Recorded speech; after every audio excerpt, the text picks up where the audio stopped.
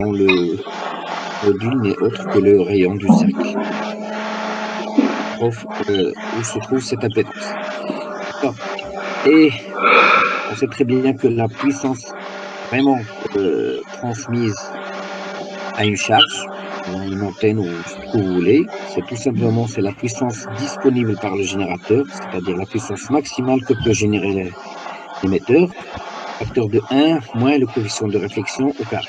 Et on a intérêt à avoir toujours un coefficient de réflexion nul, comme ça on a toujours transmission maximale vers la charge. C'est-à-dire on a toujours intérêt à avoir une impédance qui se trouve au centre. Le générateur doit avoir une impédance qui se trouve au centre. Comme ça, il sait que toute la puissance qu'il a délivrée ou bien générée, elle est délivrée à la charge. Et pour cela, on avait vu, bon, il y a une condition, il faut que les impédances du générateur et de la charge soient des complexes conjugués. Alors, si on a des impédances réelles, ça veut dire que la partie réelle égale à l'impédance de la partie réelle. Si on a des impédances complexes, il faut également que la partie imaginaire soit de signe opposé.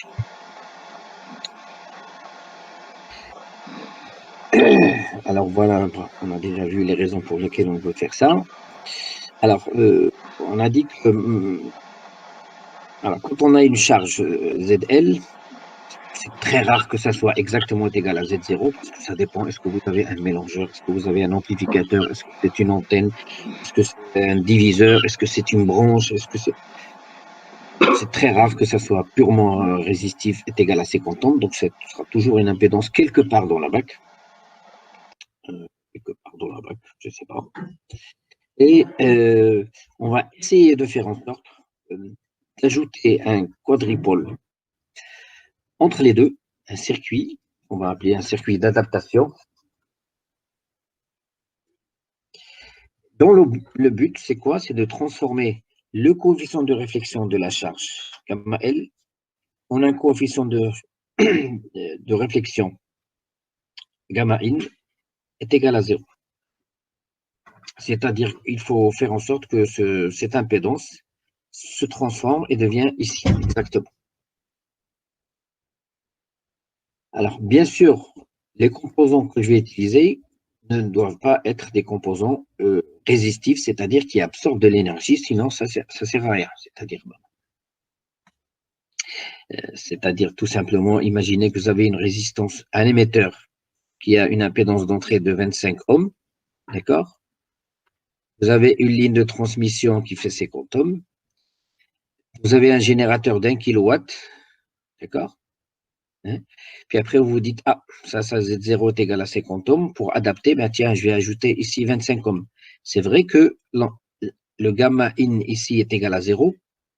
D'accord? Il n'y a plus de réflexion parce que bon, on a 25 plus 25, ça fait 50. L'émetteur, il est tellement content qu'il voit que toute sa puissance incidente, elle n'est pas du tout réfléchie, mais la moitié de la puissance, elle est dissipée dans R. Donc, on a 500 watts qui va peut-être en rayonnement si c'est un émetteur, et on a 500 watts qui doit être dissipé dans une résistance. Ça, c'est pas intelligent de gaspiller toute une telle puissance. Vaut mieux avoir un émetteur de 500 watts et de l'adapter correctement que de gaspiller 1 kW et de perdre la moitié de l'énergie dans une résistance. Bien, ben, comme je vous ai dit la dernière fois, malheureusement, ben, il n'y a pas un composant magique que vous allez installer directement. Il va directement vous transformer un point quelconque sur la bac, une impédance quelconque, directement la ramener au centre. Il n'y a pas de composant comme ça. Alors, par contre, il y a des chemins possibles. C'est comme si je vous dis, pour aller de Tanger à Casa, vous n'allez pas prendre une ligne droite, moins que ce soit à l'avion. Il faut prendre des routes, des autoroutes, tourner à droite, à gauche, et ainsi de suite. Il faut suivre ces routes. Pour les impédances, ici, également sur la BAC, il faut suivre des routes. Et ces routes, ils sont dessinées par quoi? Alors, soit les composants réactifs qui existent, il n'y en a pas beaucoup. Alors, vous avez soit des inductances, soit des condensateurs, soit des lignes de transmission. D'accord? Alors, tout cela, il n'absorbe pas d'énergie. À part ça, ça absorbe. Donc, tout ce qu'on va pouvoir fabriquer, ça sera à base de ces composants de base. Bien. Alors, quelle est l'autoroute dessinée par une ligne de transmission quand on l'ajoute à une impédance de charge? On a dit la seule chose qui arrive, ben, plus on augmente la longueur de cette ligne, plus ce point-là, comment il commence à tourner. Ben, si on lui donne exactement une longueur est égale à lambda g sur 2, ben, on va retrouver notre chemin. Ça ne sert à rien, bien sûr, ça sera toujours quelque chose de plus petit, sinon ça ne sert à rien. D'accord? Alors,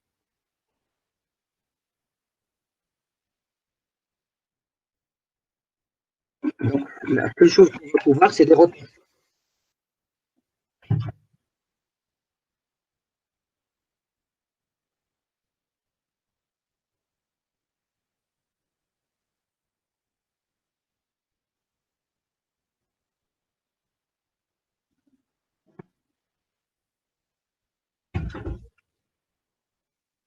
Bien. Donc, tout ce qu'on va faire, c'est une rotation. Bon, une rotation ne va jamais me ramener au centre. Ben, elle peut me faire tourner quelque part. Ben, il faut quelque part ajouter quelque chose d'autre pour me ramener au centre. D'accord? Quelque chose qui va me déplacer soit comme ça, soit comme ça, soit comme ça, soit comme ça. Bon, ça dépendra où est-ce que je me trouve. D'accord? Alors, alors, pour sortir d'un cercle, je peux utiliser une inductance série. Alors, comment ça se passe? Ben, si vous êtes là, hein, si vous ajoutez une impédance série JX, alors bien sûr, je pars toujours en normalisé, GX, hein, par exemple. Alors, le X était là. Hein, alors, je travaille toujours à résistance constante. La résistance n'a pas changé. Hein, je tourne toujours sur un cercle à résistance constante.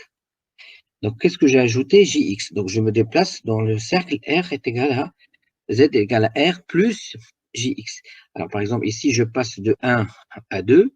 Donc, c'est comme si j'ai ajouté plus J1. Donc, ça doit être une inductance de valeur J1. Alors, J1, c'est une valeur normalisée, c'est-à-dire JL oméga sur Z0, qui est égal à 1, égal à J1. D'accord? Alors, je peux ajouter un condensateur également série. Alors, un condensateur, il me fait descendre parce qu'il m'ajoute chiffre négatif. Par exemple, j'étais à 1, je suis descendu à 0,3. Donc, j'ai ajouté moins J0,7.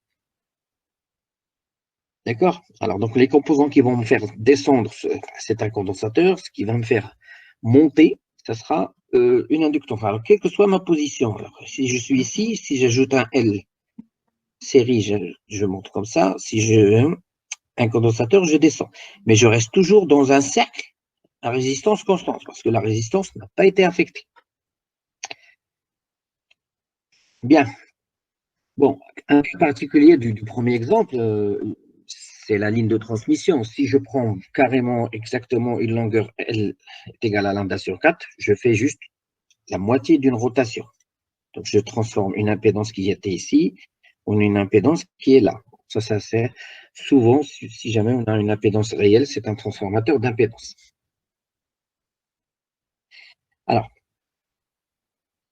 voyons ce qui se passe pour les réactances JX ou bien JB, les, les susceptances. Alors, comment les réaliser? Alors, on a deux possibilités, le JX. Alors, soit je le réalise avec une inductance, soit je le réalise avec une ligne de transmission qui est en court-circuit au bout. D'accord? Alors, pourquoi? Parce que ça va fonctionner à quelques fréquences, mais après, quand on va monter très haut en fréquence, ça ne va plus marcher. Hein. Les composants discrets, quand vous montez très haut en fréquence, ben, leur comportement il change complètement et il ne peut plus fonctionner vraiment comme une inductance, ou bien le condensateur ne va plus fonctionner comme un condensateur. Hein.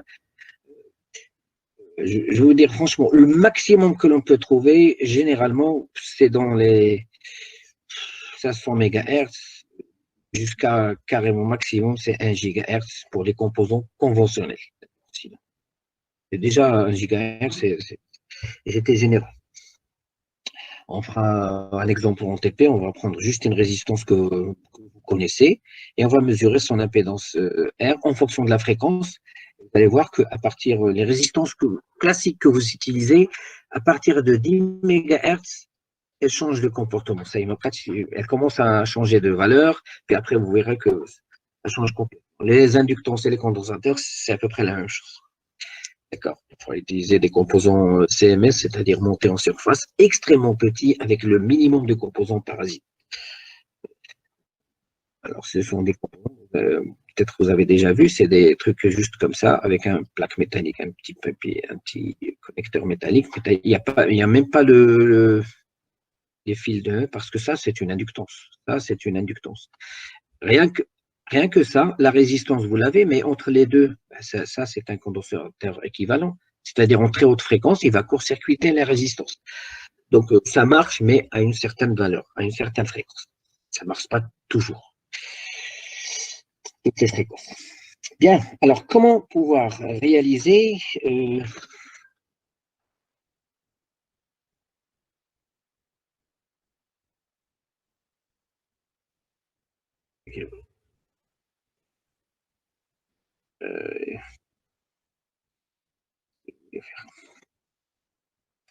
bien. Alors maintenant, comment je vais, si j'avais besoin d'une inductance spécifique, comment je vais la réaliser? Bon, par calcul, là ça a dans le cours, mais on ne va pas travailler par calcul ici. La majorité des cas, on travaille sur la vague de Smith. Alors comment on va faire? On va prendre un court-circuit. Un court-circuit, quelle est son impédance? Ça se trouve où? Son point. Alors, ça se trouve où un court-circuit? L'impédance d'un court-circuit. L'extrémité gauche. C'est l'extrémité gauche, c'est-à-dire je me trouve ici.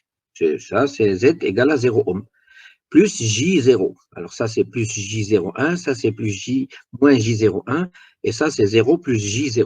Donc, je me trouve ici. Très bien. Alors, voilà son point. Alors, après un déplacement d'une certaine distance ici, comment va se déplacer ce point? En haut, en bas ou à droite?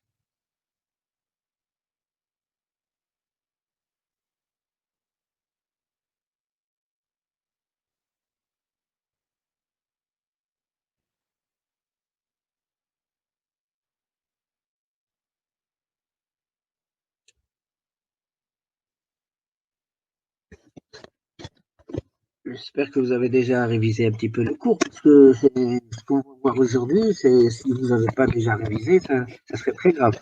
Vous n'allez pas bien comprendre. Donc, juste de le dire, une ligne de transmission, il fait tourner un point sur un cercle, sur le cercle à résistance constante. La résistance ne change pas. Là où vous êtes, vous commencez à tourner. Bon, ici, tourner, ça veut dire que je monte soit comme ça, soit je descends comme ça. Mais je me rappelle que puisque je me déplace, alors ça c'est une charge, je me déplace vers le générateur, donc je dois monter comme ça. Alors je monte de combien? Je monte exactement, ça dépendra de la longueur de la ligne. D'accord? Alors si vous avez une ligne de longueur D sur lambda G, je vais monter jusqu'à D sur lambda G, ça dépendra. Je vais m'arrêter ici. Alors ça, c'est la nouvelle, c'est ce que va me ramener, c'est ce que je vais voir comme impédance d'entrée ici, après une certaine distance. Alors ça sera plus Vx. D'accord. Alors je peux voir le même phénomène, mais d'un point de vue admittance. C'est-à-dire, alors le Y correspondant à ce Z